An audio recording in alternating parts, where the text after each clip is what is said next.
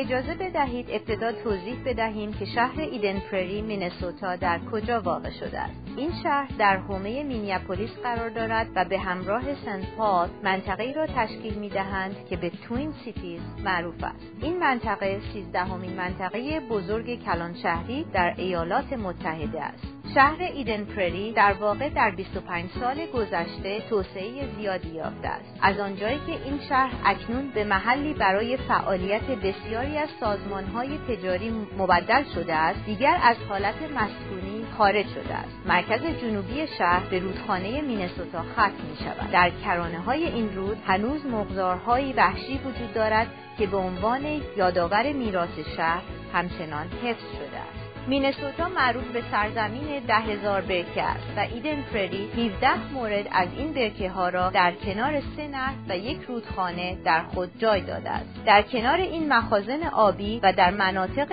دیگر این شهر بیش از 1000 هکتار پارک و گردشگاه وجود دارد. بیش از 170 مایل فضای قدم زدن و مسیرهای ویژه وجود دارد که ساکنان منطقه می توانند برای پیاده روی و دوچرخه سواری با فرزندانشان از آنها استفاده کنند. جمعیت ساکن ایدن پرری در حدود 64,000 نفر است که بیشتر آنها در 30 سال اخیر به این شهر آمدند. به دلیل این افزایش جمعیت، خانه‌های مختلفی از خانه‌های آپارتمانی و خانه‌های شهرکی گرفته تا مجموعه‌های مسکونی همدیوار و خانه‌های تک خانوادگی در اختیار مردم قرار دارد. شما هر نوع خانه‌ای را که بخواهید می توانید در محله زیبا از ایدن پرری بیابید. در ایدن پرری ارزش زیادی به مدارس داده می شود. دبیرستان ایدن پرری های اسکول بزرگترین دبیرستان در منطقه مینسوتا است و دانش آموزان آن در سطح ایالت و سطح کشور از آزمون‌های مختلف همیشه بهترین رتبه‌ها را کسب می‌کنند. بیش از 90% از دانش آموزان این شهر به کالج راه می‌یابند. کالج‌ها و دانشگاه‌های معروف و معتبر زیادی در منطقه توین سیتیز قرار دارند که از جمله آنها دانشگاه مینسوتا میباشد. مدرسه خصوصی اینترنشنال اسکول آف مینسوتا یا مدرسه بین‌المللی مینسوتا بودی بین‌المللی به شهر بخشیده است. این مدرسه دانش آموزان را از 3 سالگی می‌پذیرد و تا کلاس 12 با برنامه بسیار پیشرفته آموزشی، آموزش روزانه زبان‌های خارجی و آموزش ورزش‌های مختلف و هنر آنها را برای کالج و زندگی آماده می‌کند.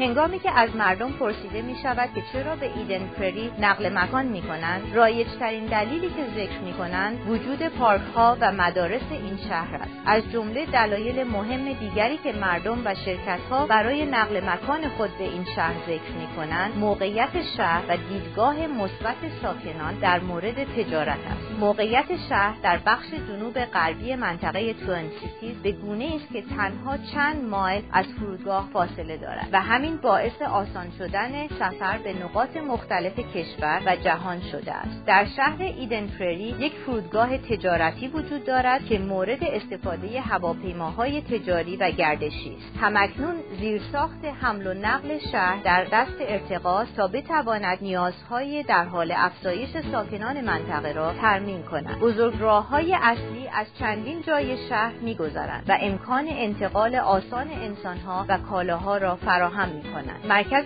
خدمات اتوبوسی ساوت وست ترانزیت که در منطقه ما فعالیت می‌کند در سال 2004 لقب سامانه ترانزیت برتر سال را به خود اختصاص داد.